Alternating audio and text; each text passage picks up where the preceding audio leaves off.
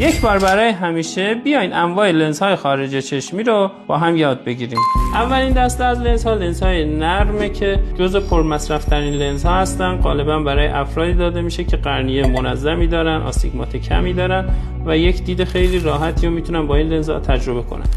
لنزهای زیبایی موجود در بازار هم همه از نوع لنزهای نرم هستند. دسته دوم لنزهای ارتوکراتولوژی یا لنزهای شارژی هستند که برای حذف عینک و جلوگیری از پیشرفت ضعیف چشم ازشون استفاده میکنیم. دسته سوم لنزهای سخت هستند که برای افرادی که آستیگمات بالا دارن، قرنیه نامنظمی دارن، یه گزینه ایدئال میتونه باشه. دسته بعدی لنزهای کورن و اسکلرال هستند که در اصل همون لنزهای سخت سایز بزرگ هستند که یه کوچولو نسبت به لنزهای سخت درد کمتری دارن و اعصاب قرنیه رو کمتر تحریک میکنن. دسته آخر لنزهای اسکلرال هستند که میشه گفت آخرین و به‌روزترین تکنولوژی موجود در جهان است برای افرادی که قرنیه نامنظم دارن، پیوند قرنیه کردن، شماره‌های خیلی بالایی دارن، رینگ قرنیه گذاشتن یا به هر دلیلی مشکلات قرنیه‌ای دارن که دیدشون با عینک بالا نمیاد. بهترین راه استفاده از لنزهای اسکلراله.